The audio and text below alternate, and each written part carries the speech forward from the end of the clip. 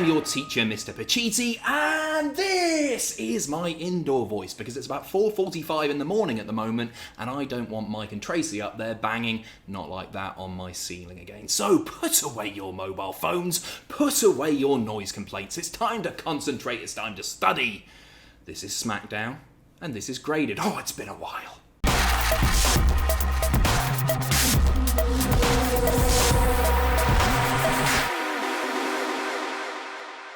We are kicking things off in a rather unusual manner as we go outside the Performance Centre and Elias is laid out on the concrete next to an abandoned car. The police are there and they take a look inside the car and discover a couple of half-empty bottles of alcohol. But not just that, there's also some paperwork revealing that it is indeed Jeff Hardy's rental car. And immediately I'm like, oh, come on guys, no. We cut to Braun Strowman. He witnessed what happened. He heard the crash and he saw some guy get out of the car and then go running into the distance. And that is your one Braun Strowman appearance of the night. No complaints here. Then all of a sudden it's kicking off in the bushes and the camera gets over there really quickly. The police are there too and Jeff Hardy is laid out on the ground and he's going, oh, my head, in that voice, would you believe it? And the police, they put two and two together and they assume that Jeff Hardy is intoxicated and they arrest him and lead him away. Also, Jason Jordan's there. Jeff Hardy is put in the back of a police car, Elias is put in the back of an ambulance being taken to the nearest local medical facility, not hospital, and that's pretty much a lot. Immediately, I was pretty uneasy about this because I think you've got to be really careful using real-life issues like struggles with alcoholism and Jeff's demons in the past and all that stuff in silly wrestling storylines. But I'm alright with this, to be honest, because, well, first of all, WWE.com and Jeff's appearance later in the night, we'll get to it in a bit, have already revealed that Jeff wasn't the man behind the wheel. And it's got to be said that real-life issues can make a feud more engaging, more effective. Think back to Punk Jericho, for example. That was made 10 times better by the sort of real-life issues that they touched upon. And the more thought that I've given this, I've sort of come to the conclusion that, first of all, given Jeff's position in the company, that I don't think he would do something like this if he wasn't comfortable with it.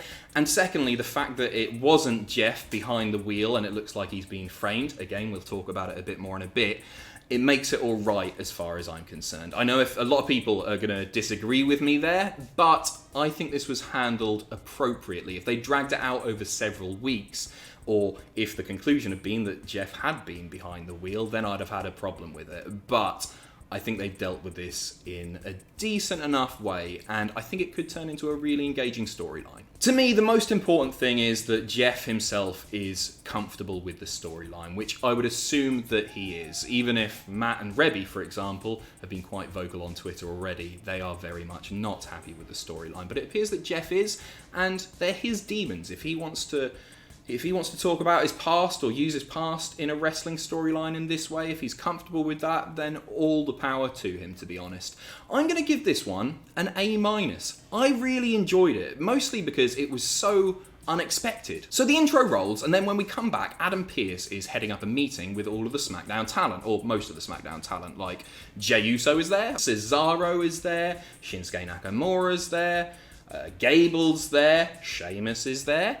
And to cut a long story short, because it went on for a little while, essentially they set up a battle royal next involving pretty much everybody there except for Daniel Bryan and AJ Styles. AJ Styles opted for a bye to get himself to the tournament finals for the vacant Intercontinental Championship. Daniel Bryan, he's brave, he's a babyface, he doesn't need none of that heel stuff that AJ's doing. So Daniel Bryan says, okay, the winner of the Battle Royal will face me, and then the winner of that match, which is the main event, will go on to face AJ Styles to crown the new IC champion. Decent little segment here. Sheamus heals it up quite nicely. When he hears that Jeff Hardy has been arrested, he's like, well, of course he has. It's Jeff Hardy. We'll talk about that a little bit later. But anyway, on with the match. It's Battle Royal time. And as for the match, well, it's a Battle Royal, isn't it? Lots of people punching each other and dangling over the ropes and sitting up in the corner like Tyler Breeze, like up there like that, going, no, don't throw me out. Don't throw me. It's a Battle Royal. But there were a couple of nice little bits of storyline development here too. Most notably, Chad Gable first eliminating Cesaro, and then eliminating Cesaro's mate Shinsuke Nakamura, but then Cesaro, the cheeky bugger, gets back in the ring, and while the refs are distracted dealing with Nakamura, tosses Chad Gable out of there, even though he wasn't legal. Well, it's a battle royal, no DQ and all that, right? This sets up a match for later in the night, Gable versus Cesaro, and it's always good to see like a bit of storyline development, a little bit of something being set up, or a feud continued, or something like that in a battle royal, in a big multi-man match, because otherwise they can get a bit dull. But this one didn't. There were some nice spots and everything. Overall, really decent stuff. It comes down to Sheamus and Jey Uso. Jimmy is nowhere to be seen. It's Sheamus and Jey Uso. They scrap out over the top rope and they're on the apron, and you know what's going to happen here. Sheamus hits the bro kick. Bang, Jey goes tumbling to the floor. Your winner is Sheamus. I'm giving this a B+. Let's face it, battle royals aren't ever especially great as far as in-ring action goes, right? Because until the ring starts to clear, then nobody's got room to do anything especially decent. But there were some nice spots here, and even though this was just a setup for the main event, it was still pretty consistently entertaining.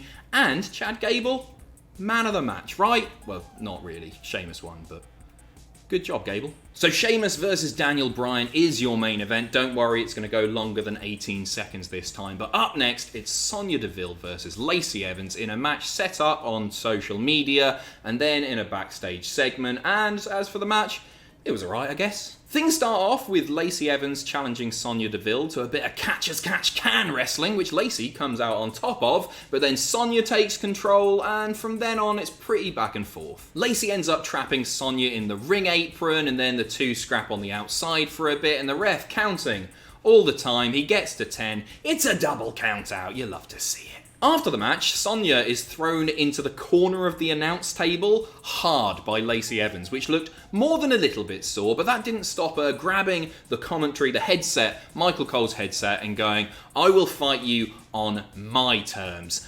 blondie." Yeah. It's the other B word that you're not meant to say on WWE TV, but they sometimes do. Bitch.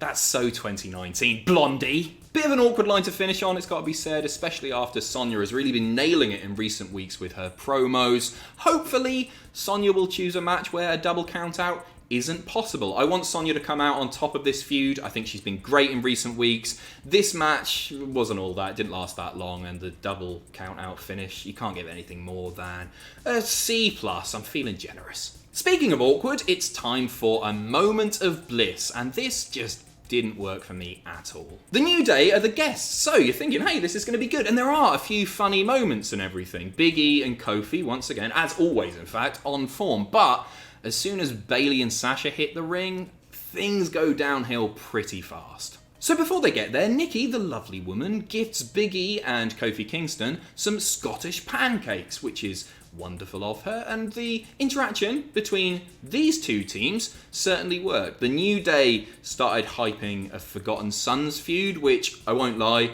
I'm going to struggle to get excited about. There's something about the Forgotten Sons. I know they're decent in the ring and everything, but they're just not clicking for me, not one bit. Then out comes Sasha and Bayley. Sasha removes her jacket, tosses it in the face of Alexa Bliss, and then there's some pretty cringeworthy verbal sparring going on. Bayley using most of the mic time, and I like heel Bayley, I truly do, but I find her so hit or miss. Do you know what I mean? She's sometimes really, really good, and she's somebody who I think is suffering more than anyone else with the either empty arena or the sort of bare bones NXT people cheering and hollering and all that. I think Bayley, for some reason, it just comes across worse when she's doing a promo. I don't know what it is about that, but this wasn't good, to be honest. Alexa goes on to ridicule Sasha Banks for not having a title. Everyone else in the ring has one. Why don't you, Sasha? The tag team champions, Alexa and Nikki, agree to a future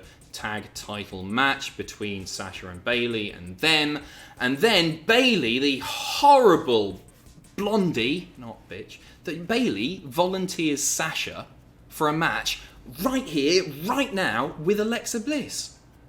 Some pal Sasha is obviously livid because she doesn't have the right shoes on. She wasn't expecting to wrestle tonight. What the hell, Bayley? You've been a proper bellend right there. But yeah, the segment wasn't great. I'm giving it a C-. It served its purpose, I guess. But let's talk about the match itself.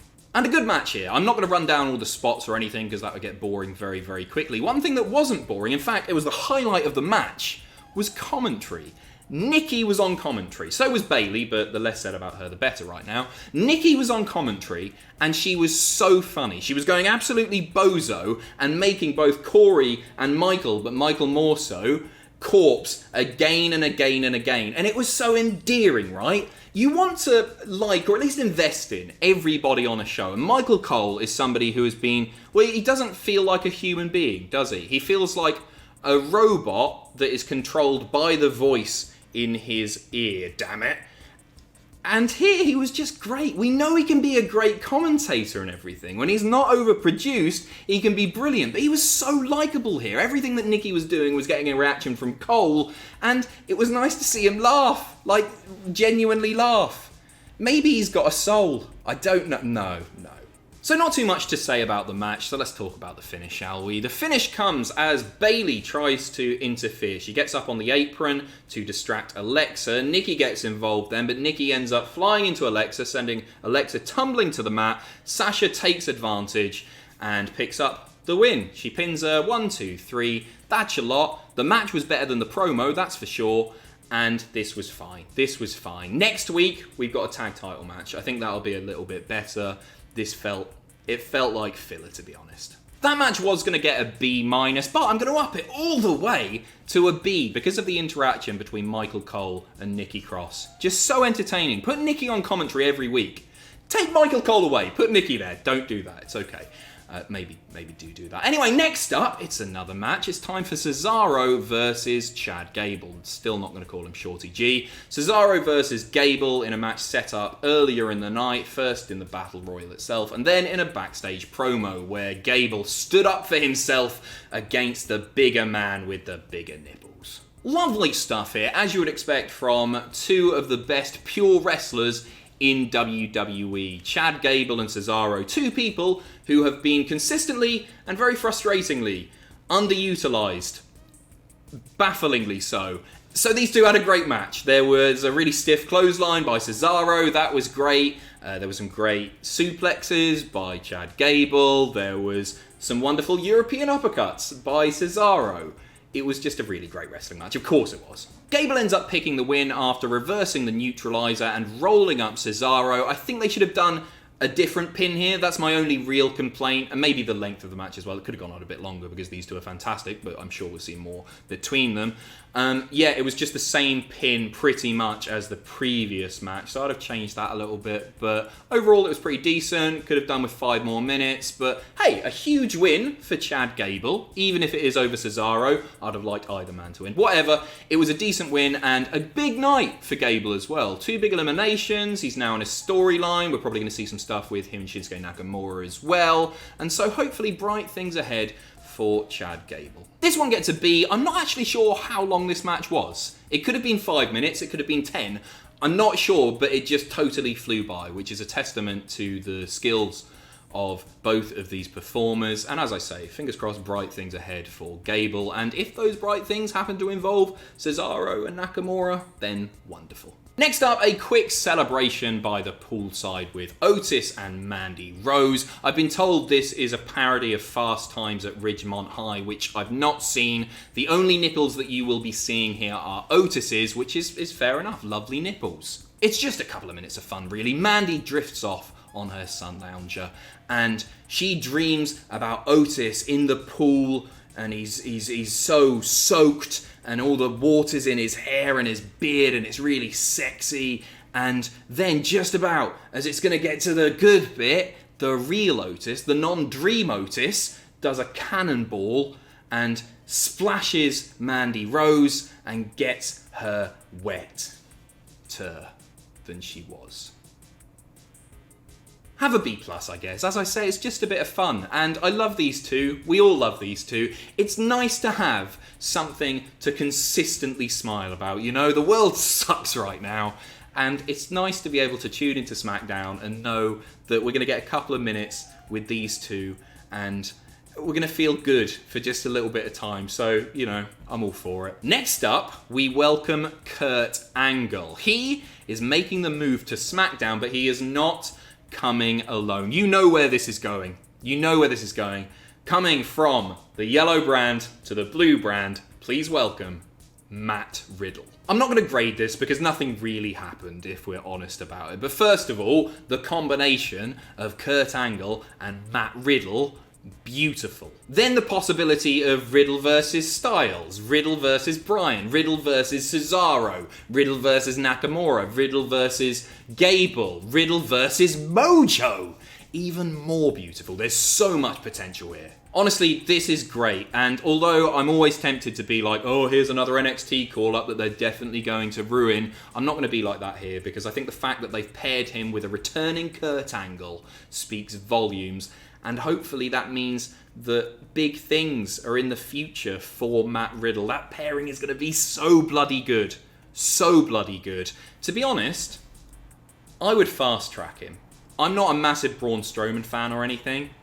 I guess you can't scrap the handicap match at the next pay-per-view or anything, but as soon as possible, I would put Riddle in there with Braun and have him tap out the monster. Push into the bloody moon, because I honestly think he's the future of WWE. I think he's got everything. I think he's got the look. I think he's amazing in the ring. I think he appeals to a demographic which is just younger people that WWE often struggle to appeal to. So put the belt on him.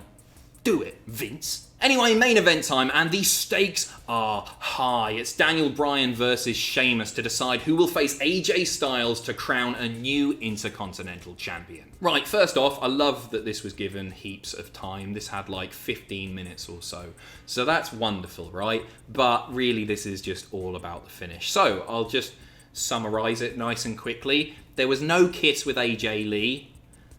It lasted longer than 18 seconds. And there was actually some wrestling. Happy? Sheamus is very much in control for large portions of the match. Daniel Bryan gets in his fair share of offense, but every time that he tries to mount a comeback, Sheamus will hit him with like a big power move or lock in a submission or something like that, trying to ground Daniel Bryan. But no, let's just talk about the finish, right? So, Sheamus looks like he has it won. He's setting up for the bro kick when all of a sudden out comes Jeff Hardy. He's been released from police custody. He stands on the ramp, distracting Sheamus. Bryan, bang, running knee. 1, 2, 3.